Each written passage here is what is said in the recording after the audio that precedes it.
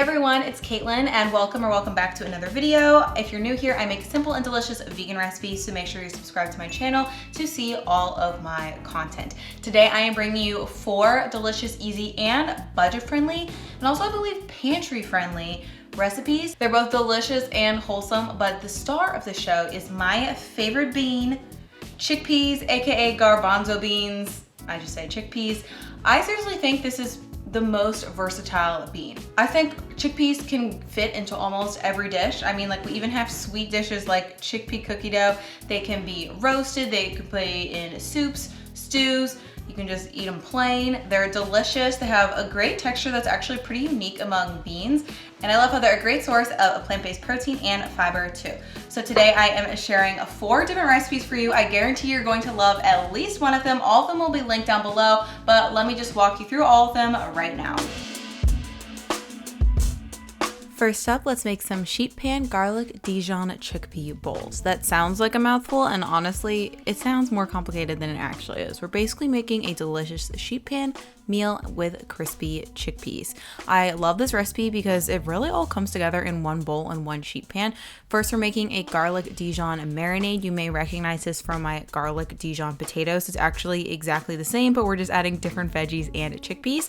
So we've got some olive oil, garlic, Dijon mustard, aka the best mustard, salt, and black pepper. Then just whisk that up until it's kind of thick, like you can see here. Then we'll add in all our veggies. So we're still adding some potatoes, but we're also going to add some bell pepper and carrots. Though I will say this recipe is very open to interpretation. You could add broccoli, green beans, green bell pepper if you for some reason like them more than red. I don't know, maybe check on that. But anyways, add it, mix it all up, add it to the baking tray, spread it around with your spatula, and leave about 1/3 to 1/2 of the baking sheet clear, because now we're going to take the exact same bowl. Don't do anything to it. As you'll see, not all of the marinade has stuck to the veggies. So then we're just going to add in our chickpeas and mix it all up. This is a great way to catch the extra marinade, and it also perfectly coats the chickpeas to make them nice and crispy. What do you know? Genius.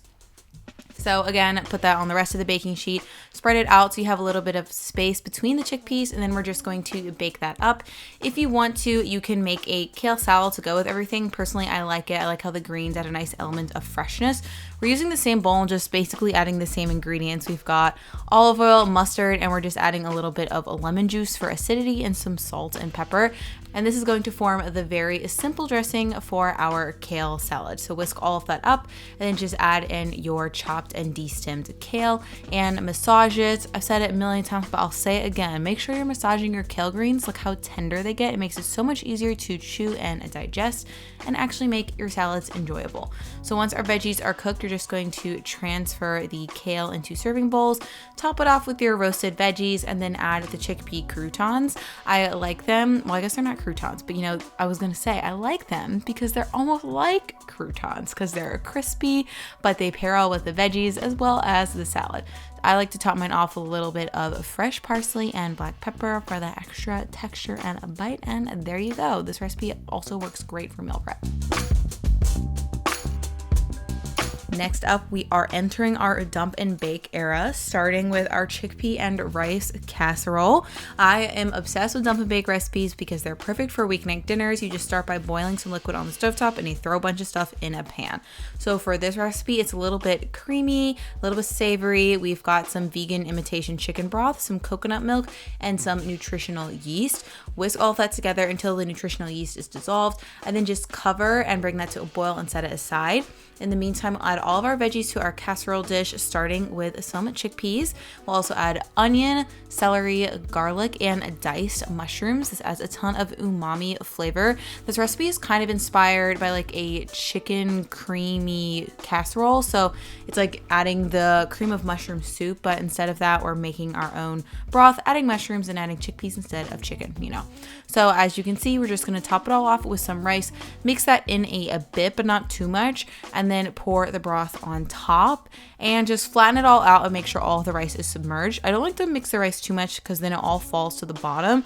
So when you sort of gently mix it in, it's more evenly distributed after the casserole bakes. That's my pro tip. So you can cover your dish, you can use a lid or just cover it with foil or parchment paper followed by foil, and it's going to bake for around 45 minutes and look something like this. Then all you have to do is mix it up. You can see the rice is perfectly cooked and everything is infused with that yummy broth flavor, which I think just makes this dish so delicious. I also love how this is super budget friendly too, and the ingredients are very pantry friendly as well. Mushroom, celery, onions are all things that will last in your fridge for a very long time, and all things that are generally available year round and are pretty affordable at the grocery store. Again, I just like to top it off with a little bit of parsley for an extra pop, then serve and enjoy. Now we can move on to our second dump and bake casserole. So this one's same but different. We're doing a curry flavored chickpea casserole. So we're going to start out by dry toasting some cumin seeds in a pot. I personally like the cumin seeds because they add a lot of flavor and a nice textural pop of flavor when you bite into them, but you can totally use ground cumin too. Just add it in right here with the curry powder and salt instead, and you don't have to toast it. We just are combining it with, as you can see, with some coconut milk and some water, keeping this broth pretty simple. Just mix until the curry powder is mostly dissolved, then cover and bring it to a boil. You guys know the drill, you just saw me do it. So this time for this casserole, we're going to be using some cauliflower, some onion, carrots, some peas, frozen peas, just thaw them real quick, and then add your chickpeas. And we're also using chopped cilantro stems, which have just as much flavor as the leaves, and it's a great way to use all of the herb. I also added in a bit of garlic. Just mix everything up until that's evenly combined, and then we're going to sprinkle the top with rice. I'm using basmati rice, which is an Indian rice. It's a longer grain and has a slightly more nutty flavor. It's still a white rice and most grocery stores will carry it. This is kind of an Indian inspired recipe, so I wanted to use that rice, but you could totally use another white rice, or I actually have notes on my blog for how you can use both brown rice and quinoa as well. So click the link in the description of this video to check that out. Then just add your liquid to the casserole. Again, mix it up a bit. Make sure all of the grains of rice are submerged so you don't get any dry, crusty rice after the casserole is done cooking. Again, and then cover and bake. It'll be at the same time, about 45 minutes. And once the casserole is done, again, you can uncover and give it a nice stir. As you can see, the basmati rice, it like gets almost kind of wavy. It's a little bit longer, as a nice texture element to the rice, but we're not done. We're adding some color and texture. As you can see, I love topping off all my dishes with fresh herbs. This time we're using cilantro and some almonds for a nice crunchy texture. I also think this would be really good topped some of my pickled red onions if you want a little bit more of a tangy flavor element. Either way, this is super satisfying, great for weeknight dinner, great for meal prep. It's also freezer friendly too. Highly recommend you check it out. Last but certainly not least, we are making some soup, not just any soup, lemon chickpea orzo soup. This recipe to me is very similar to a chicken noodle, except we're using chickpeas, and lemon adds a nice fresh element, which honestly I think makes it even better than chicken noodle soup.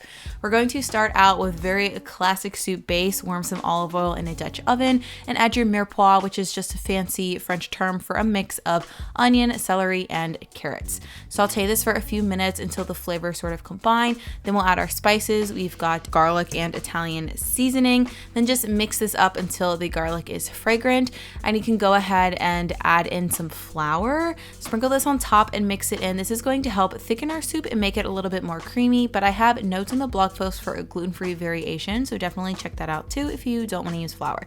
Then just add in your chickpeas and some imitation vegan chicken broth. I do prefer the flavor of vegan chicken broth for this because it's sort of like a mock chicken noodle, but that being said, if you can't find it near you, you can totally use vegetable broth as well. Cover this and bring the mixture to a boil, and then we're going to go ahead and add in our orzo, which isn't a rice, it's actually a pasta, just in case you didn't know. But there are actually a lot of gluten-free orzos on the market as well, so you could totally use that or just use a rice.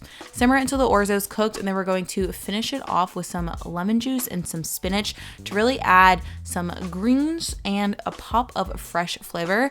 I just think the lemon really ties everything together, makes it both fresh and cozy. And we're also going to be making a gremolata, which again is a fancy term for just chopped parsley mixed with lemon zest and a little bit of salt. This way you're using the whole lemon, and this seriously, again, makes you look fancy, but it's so simple to make, and it really adds a nice flavor punch to the soup. The soup already has a really great hearty lemon flavor, but I think just adding the fresh herbs on top really takes it to the next level, and it takes us to sort of like a, you know, a cozy soup that I would totally enjoy to something you could serve to guests, and I feel like they'd be impressed even by you just saying the word gremolata. I don't know.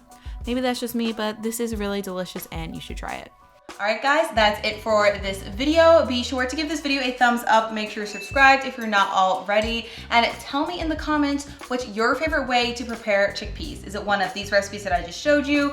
Is it something different? Do you have any other requests for chickpeas or other bean related recipes? I would love to know, so leave a comment and tell me. As always, all the recipes are linked below, and you can find them all on my blog with full instructions, a printable recipe, an image to save to Pinterest for later, all of that jazz. So I hope you all are doing well, and I look forward to virtually seeing you in the next video. But before then, if you want to follow me on Instagram or TikTok, I post a lot of video content there that sometimes doesn't make it to YouTube. So if you want all the delicious eats, make sure to follow me on those platforms too. All right, take care, have a great day, eat some beans, be happy, etc., etc. And I'll see you guys in a future video. Bye.